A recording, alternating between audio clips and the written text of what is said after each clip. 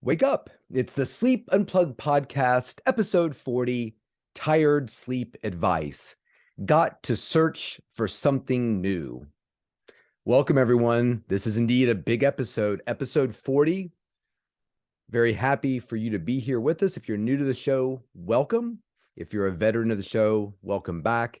This is truly a big day. Who would have thought? 40 episodes in. Still doing very well. Very much appreciate the positive feedback about the show. I've gotten some really nice compliments over the last week.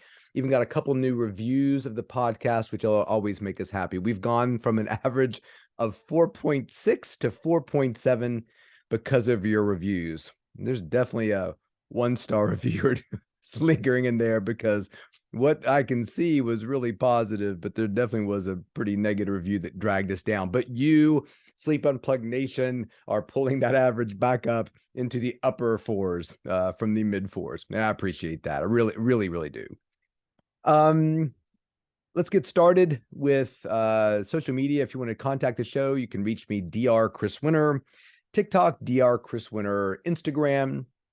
You can also find us at Sleep Unplugged on YouTube, where the cataphrenia video continues to absolutely dominate the competition. I think the sleeping position or caffeine, one of those two is the number one podcast episode. But when you're looking at the YouTube, I find it so fascinating that cataphrenia is crushing it. So once again, shout out to Cataphrenia Nation out there. I really feel like maybe there's just not a lot of good information about cataphrenia and people who have that issue are sharing it, and I really appreciate that. So there's been a lot of views of that video.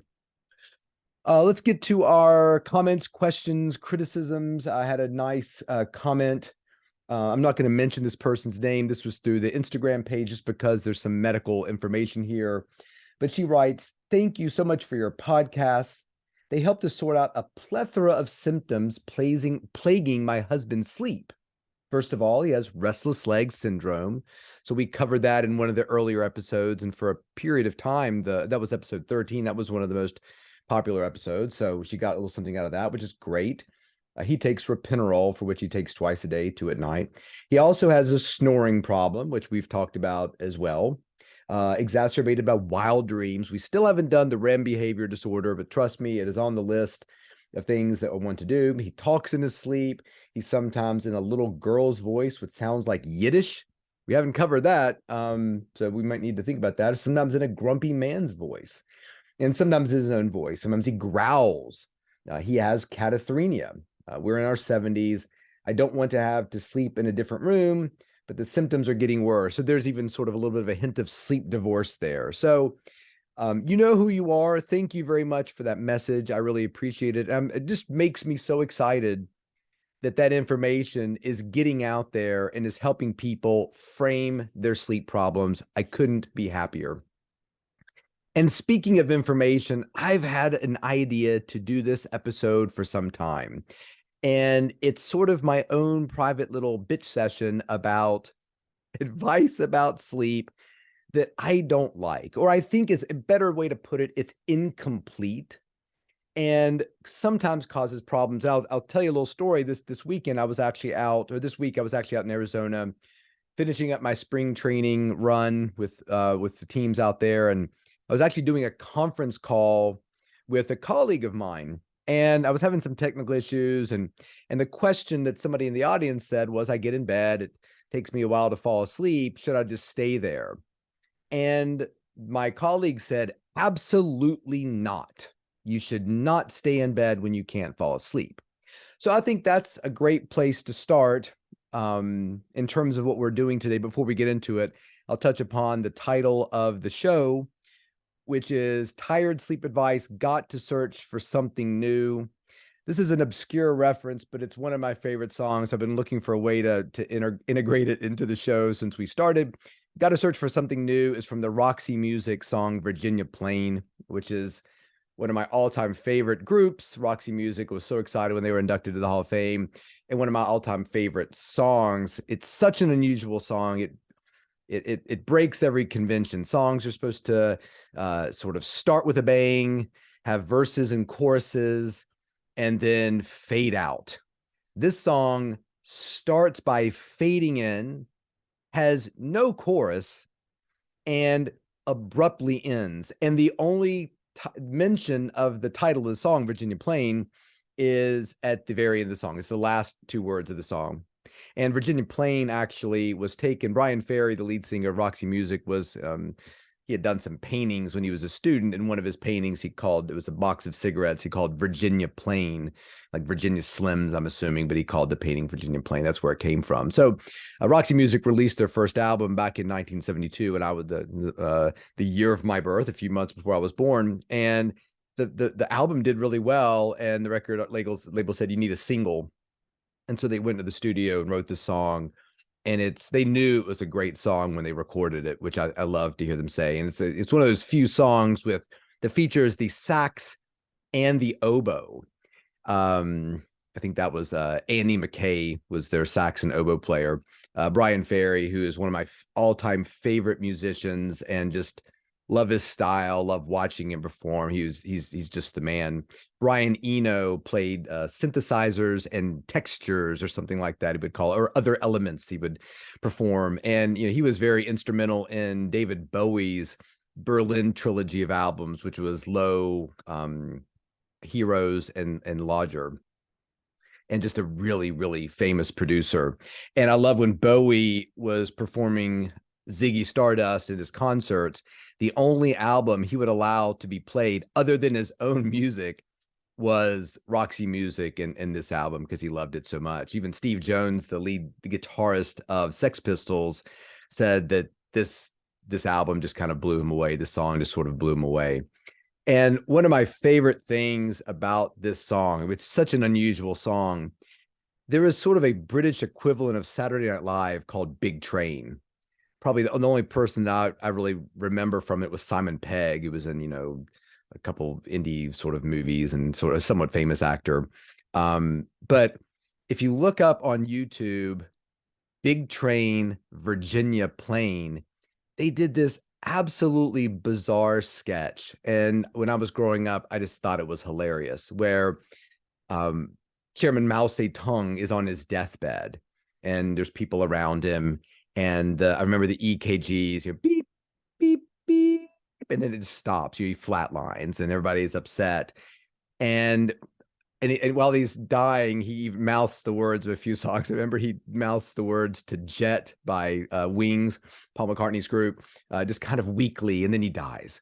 And then all of a sudden, the beginning synthesizer riff of Virginia Plain starts playing, and he comes back to life, gets up, and walks over to the keyboard and just starts playing Virginia Plain, just like they just completely recreated the Roxy Music performance on Top of the Pops. So if you look up Virginia Plain, Top of the Pops, look that up on YouTube, and then look up Big Train, Virginia Plain. And I don't know, I thought it was comedic genius. It's so good. Anyway, so that's where the song came from today. Shout out to Roxy Music and Virginia Plain.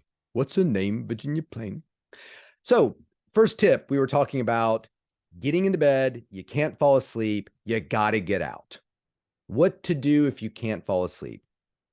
And I've never been a big fan of this piece of advice. And here's why. Do I have a problem with it? Absolutely not.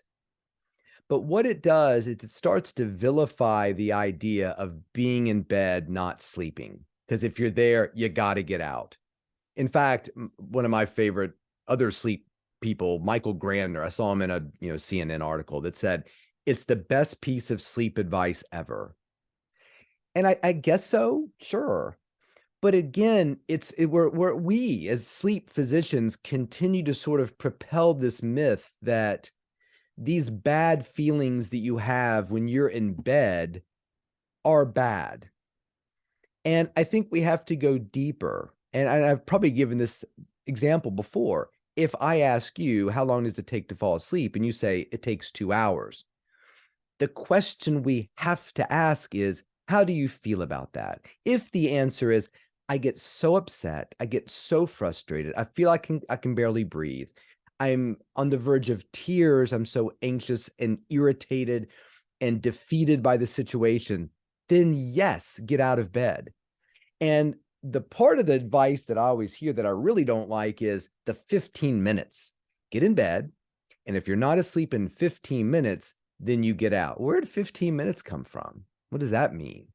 To me, that just puts more pressure on the situation. Get in bed, get your little clock, set it for a 15-minute timer, and if you're not asleep in 15 minutes, then get out. Okay, well, you got in bed, 5 minutes have passed, you're still awake. Ooh, you only have 10 minutes left.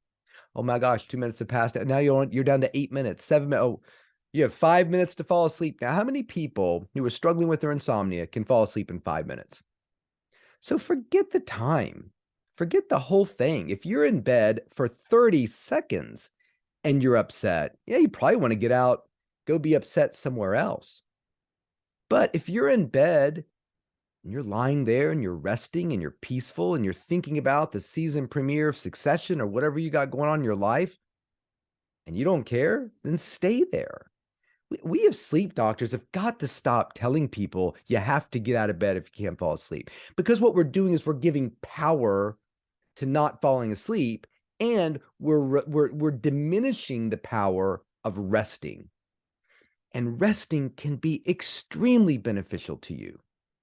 I told every one of the baseball players that I work with during spring training, here is my assignment for you. You are to find 15 minutes every day starting today to rest. Find a quiet space, stretch out horizontal if you can, close your eyes, put on a noise machine if you have it, turn the lights out, put a sleep mask on, and rest. Well, what happens if you fall asleep? Then sleep, take a nap. Well, what happens if you don't? I don't care. It's still beneficial. It's still very, very meaningful. Very meaningful. I'm not telling my ball players, find a quiet spot every day, and if you can't fall asleep, go out to the batting cage and start hitting off a tee, because what you're doing in the recovery room or the nap room or the regeneration room or whatever you call it at your stadium is worthless, because it is not. We have to stop elevating on this pedestal the idea that good sleep is fast sleep, because it is not. It's just not. And building on that is one of the worst articles I have ever seen in my life. And listen, it's not about that it's being written poorly. I don't blame the author. I know a lot of authors, they are just really working hard to write articles and get that information out there. But I swear to God, this article, every time it pops up, and for some reason, it's like the algorithm thinks I like it when I actually hate it. So it's always putting it in front of my face. And the article is how to fall asleep in 10, 60, or 120 seconds. You get to choose. It's like the car wash. Do you want the works, the supreme, the basic? Like when you pull in that little thing, you put your card in, you get 4 choices. One's like $7, one's $9, one's $11, one's $13. Nobody ever chooses the 13. Maybe you do the 11, because you get the undercarriage wash. Like, I just love this idea of somebody reading this article, and it's even got little hyperlinks at the top where you can click 10, 60, or 120. So, yeah, I'll take 2 of the 60s, small fry and a shake, please. Thank you. Pull around. So it's just ridiculous that you would even put that in the article. Do you really believe that? Oh, come on. I mean, this is the ultimate sleep clickbait and the ultimate perpetuation of the idea that you gotta fall asleep fast. And I just hate it. I hate it. Forget this crap. Just be in bed, relax, and don't worry about it. So, tips for what to do when you can't fall asleep. Why do we need that tip? Again, we're back to what to do if you can't finish your second slice of pizza. Well, who says you have to do that? Right? So that definitely belongs at the top of the list of advice I can't stand. Number 2, stop drinking at some point during the day so you don't wake up to urinate. Another one that drives me crazy. What do we fear more than getting in bed, not falling asleep fast? Waking up and not being able to get back to sleep. Oh, dear God, what would happen if we got up and urinated and got back in bed and couldn't fall asleep. Ooh, you know what I will do? Let's pickle ourselves. Let's dehydrate ourselves to hopefully not have to get up and void. You know what? People wake up at night, and you know what? People void at night. It's perfectly fine. Now, listen, if you've never awakened before to go to the bathroom, and over the last 6 months, you're waking up 6 to 12 times, you need to talk to somebody about that. One of my little rules of thumb is, how many times per hour are you waking up during the day? I'm sorry, during the night to urinate? And how does that compare to the frequency of your urination during the day? If somebody says, I go to the bathroom every hour, day or night, yeah, probably prostate. You might want to talk to somebody about that. If somebody says, I urinate once during the day, 13 times at night, I always think that's sleep apnea until proven otherwise. So we want to pay attention to the frequency of nocturia. However, it's okay to wake up and go to the bathroom. And so this idea that we should not drink after a certain hour so we don't wake up, two problems with it. Number one, it's not good for our health. And if one of my Major League Baseball players listening, it is not good for your performance. There was a 2022 study that looked at 12 men. It was a very small study, Alabama, that basically they were giving them fluid before they went to bed and when they woke up, or fluid restricting them for 12 hours. If you woke up at 7, you weren't allowed to drink after 7 p.m. And they found that the people who were taking fluid were more alert and had better visual reaction times. So what sport needs good visual reaction times, good peripheral visual motor reaction time? Baseball, because it is hard as hell to hit a baseball coming at you. So we're going to tell people to not drink before they go to bed. No. I want you to drink a ton. And what's funny is you think, well, Chris, but it works. It keeps you from waking up. No, it probably doesn't. There's never been really great studies that looked at it. It was a 2010 study, a Japanese study that basically said, look, fluid restriction probably moves you from having an average of 3.6 awakenings per night to 2.7. One fewer awakening. Okay. But again, an awakening doesn't mean your sleep is bad or good. You woke up, you went to the bathroom, you got back in bed, went right back to sleep. People wake up. We've talked about it on the show before. 10 times an hour for the average adult, maybe more. I've heard other experts say it's even higher than that we have arousal. So let's not fear this thing. Worst case scenario, you get up, you go to the bathroom, get back in bed, you don't fall asleep right away. Okay, not a problem. We're back to resting again, right? We're back to resting. It's perfectly fine. So fluid intake, we're not gonna play with that. And again, if you're having so much trouble with your urinations during the night or something else that's going on, you're wetting the bed, enuresis, fluid, and we talked about this with enuresis, at least I wrote about in the book. It doesn't really work. Fluid restriction to prevent enuresis doesn't really work. So drink fluids. What are the 4 pillars of health that we can, and performance that we can control? Nutrition. Let's eat good foods. Hydrate ourselves. Let's exercise. Let's get good sleep. And let's practice mindfulness and meditation and relaxation. These are all the things that we can control that really help us out. What's next? Don't drink. Oh, this was a big one. So I think this was touched upon during the Huberman podcast, and I'm going to do a whole podcast about neuroscientists, my love-hate relationship with them. What I love about them, they are bringing a fantastic spotlight and really interesting research and ideas about sleep to the public. Stuff that I can't do. I'm not a neuroscientist. I'm a neurologist. I treat migraines. I treat sleep disorders. I treat Parkinson's, ALS, dementia. I mean, I don't really do any of them. I'm lying to you. I don't do any of those things. I just treat sleep, but that's what a typical neurologist does. Neuroscientists, they're discovering the stuff that allows us to do our job. It's like I'm the soldier. The neuroscientist is the guy who developed the crazy weapon that shoots a heat ray out and, whatever. So, probably a bad analogy, but it's true. Like, we're on the front lines. We're dealing with people all the time. I treat a lot of patients, thousands of patients for their sleep disorders. That's what I do. So I was out with a bunch of baseball teams, out with the Dodgers and the Padres. Hello, you guys. And they said, hey, what do you think about what Huberman said? I'm like, well, tell me what Huberman said. Huberman says you shouldn't drink caffeine for 2 hours, within the 2 hours of waking up, because if you do, you're going to crash. I'm like, okay, well, that doesn't sound like something that makes a lot of sense or that would really be backed up by any kind of research. So I'm going to go to the source. I like to read the source or hear the source. I actually found the podcast and listened to it. This is what he said. The reason I delay caffeine is one of the factors that induces a sense of sleepiness is the buildup of adenosine. Now, we talked about that in not the last episode, but the episode before, episode 38, about caffeine, that caffeine is an adenosine receptor antagonist at the A1 receptor and probably the A2A as well, too. When you wake up in the morning, your adenosine levels are likely to be very low. Of course, they're low. That's exactly what happens. As soon as you go to bed, that adenosine that is accumulated in your brain that's making you feel sleepy suddenly starts to become diminished and gets rapidly diminished during the first part of our sleep, less so towards the second. So by the time you've had a full complement of sleep and your sleep has worked, that adenosine should be at a very low level, probably the lowest at any point in a 24-hour cycle. I want to make sure that I don't have a late afternoon crash from caffeine. A lower level of adenosine is able to create a higher level of sleepiness. I'm not sure about that, but adenosine is adenosine. As it builds up, it creates sleepiness. So I don't know exactly what he's saying with that. Anyway, I let my cortisol naturally come up in the morning.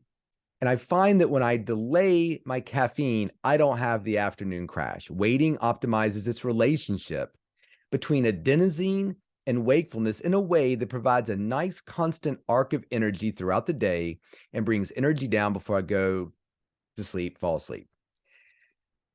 So what it sounds like to me is he's basically saying this works for me. I don't think that there's a lot of science that would really back up what he's saying. I looked at some other things too, and people were trying to interpret what he said about cortisol, that caffeine interferes with the cortisol rise in the morning. Caffeine it's not entirely clear what caffeine does, if anything, to cortisol. Some studies say that it interferes with it, others say that it enhances it. So that's questionable, but not exactly what he's saying. What he's saying is that he wants to wait 2 hours, let some degree of adenosine accumulate in his brain, which makes sense. I mean, if you wake up in the first thing in the morning and take caffeine, what is it antagonizing exactly? Because you haven't really built up any during the day. But he's saying he waits 2 hours because that optimizes the relationship between the adenosine and wakefulness in a way that provides a nice constant arc of energy throughout the day. I think the most useful way to think about this, that's going to apply to everybody and not just this podcaster, is looking at the 1980, looking at Alexander Borbet was a Hungarian, I think, neuroscientist that basically in 82 came up with this two-process model for sleep-wake. And it involves process C, our circadian rhythm, and process S, our homeostatic rhythm.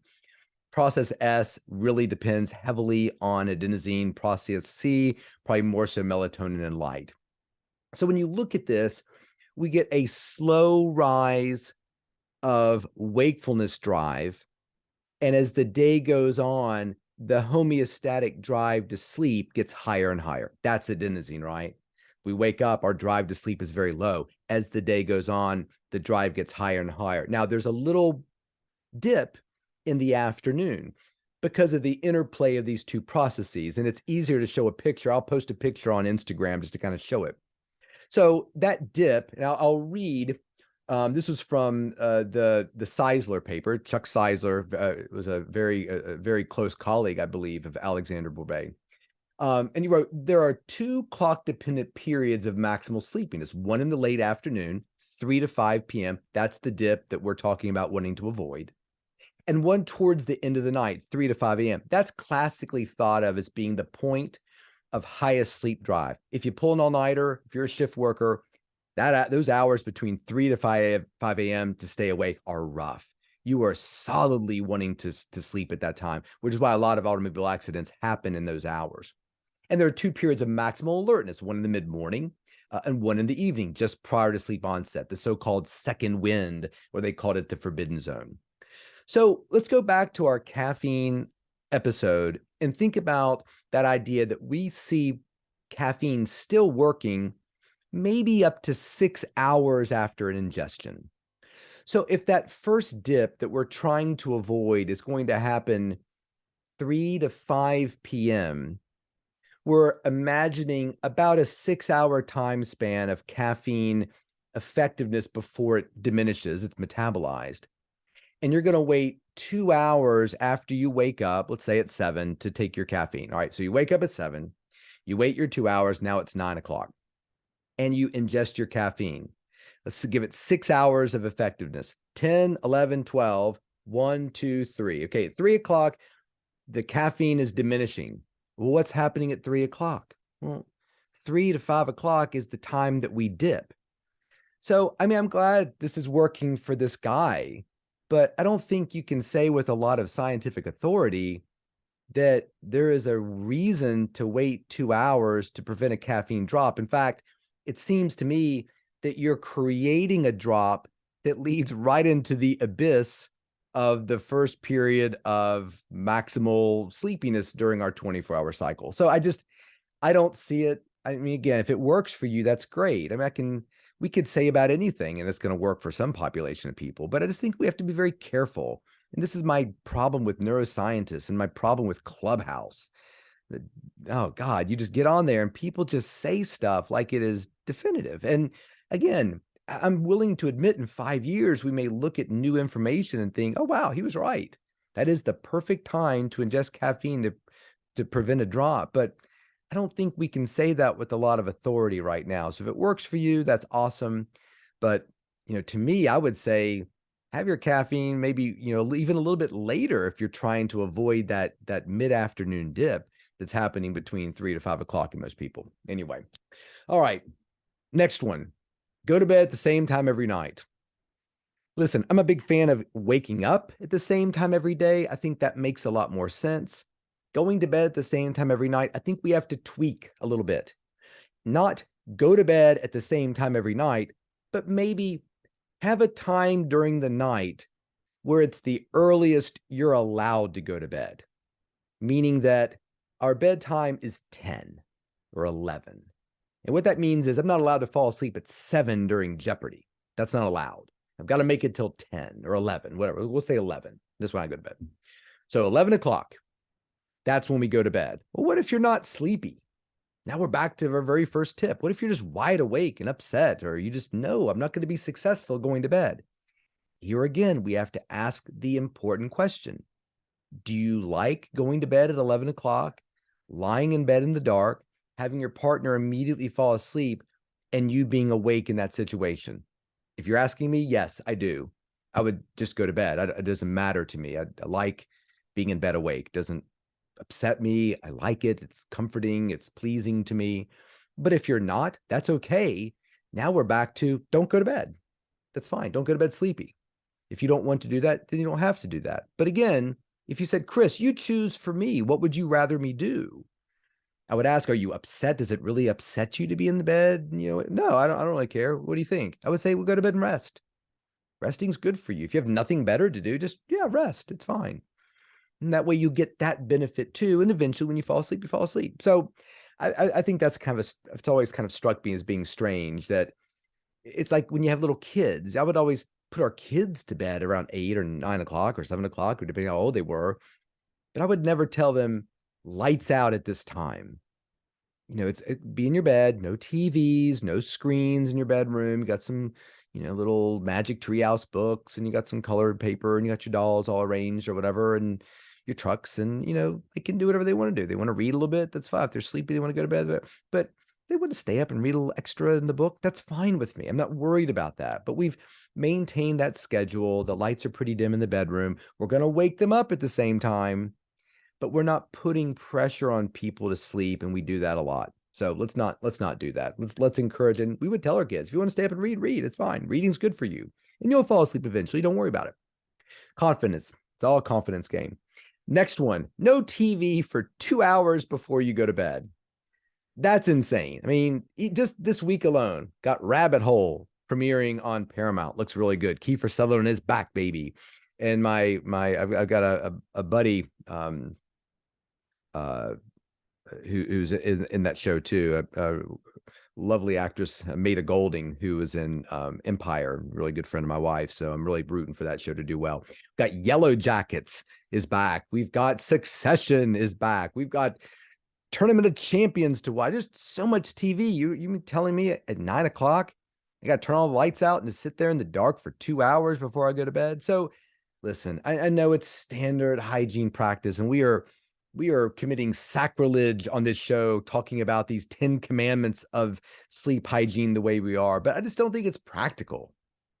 If somebody said, look, I'll do whatever you want me to do, I don't mind getting in bed with a very, very, very, very, very dim light and reading a boring book, then do it. Absolutely. But we shouldn't be scared to watch a little bit of television before we go to bed in the fear that it's going to keep us. It doesn't. It's not. I mean, I wouldn't maybe watch disturbing things or upsetting things, but you can watch a little TV before you go to bed. Turn all the lights out in the bedroom, maybe turn the brightness of your TV down a little bit, not have a monitor right in your face, but it's okay. Okay, it's okay to watch a little TV. And even if it does make it a little more difficult for you to fall asleep, we have bigger fish to fry in most people. And the last thing I really want to touch on is, and we'll make this this will be the penultimate, is sleep hygiene is going to fix your sleep problem. I hate to break it to you, it's not. I mean, I've been doing this for 30 years. The number of people who've come to me and said, oh my gosh, Chris, I was listening to your podcast and you talked about making your bedroom quiet and comfortable. Mine was super loud and uncomfortable. In fact, we didn't even own a bed. We just slept on a cardboard mat. And buying a bed and making it quiet has done everything for us. Thank you. That's never going to happen. Everybody knows dark bedroom, cool bedroom, quiet bedroom, comfortable bedroom, neat bedroom. I mean, all the things we've talked about. And do they help? Of course they do. Of course they do.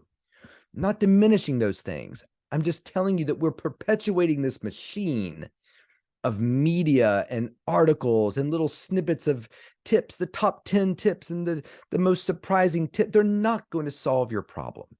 They're just not, until you fundamentally change the way you think and have your relationship affected with sleep. It's one of the reasons why I like Jade Wu's book so much, Hello Sleep. Read it. It's all about relationship with sleep, and not, oh, you got the cooling pillow that was medium and you should have gotten the much colder pillow, but more of the extra firmness, because that's why it takes you 7 hours to fall asleep at night. I mean, come on. You know that deep down. You know, when you buy the pillow and the sheets and the mattress, it's not going to change this fundamental problem that only happens when you reevaluate your relationship with sleep. I don't know what that was. Exciting. Finally, last one, and it's a big one. Mouth taping. You heard it here first, folks. Mouth taping makes as much sense to me when it comes to sleep as butt taping does for irritable bowel syndrome. Listen, I don't want to get into it. If you want to put a piece of tape over your mouth, go right ahead. I believe that a creator gave us this orifice for more than like chicken nuggets. There's a reason why we have it. I think it's slightly dangerous to tape your mouth. And I think that the mouth serves a purpose. Now, can it help prevent snoring? I'm sure it can in some people. By stabilizing the jaw and preventing it from dropping and falling back, great. I'm sure it can. But even if it treated snoring, it could be masking sleep apnea. And so I'm just going to leave you with two thoughts. One is from David Shulman.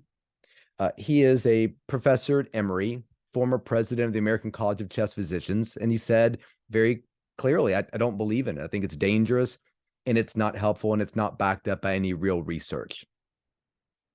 We also have, I didn't even write her name down, but she's an influencer. I meant to write her name down. And she's the author of Skinny Confidential. You may know her. She may be famous. I have no idea, but she's got like 1.2 million followers. I'm going to guess she has 1.2 million more followers than David Shulman, president of Emory and American College of Physicians. And she wrote, honestly, you guys, what I've noticed the most is I just have a deeper sleep, which gives me so much more energy in the morning.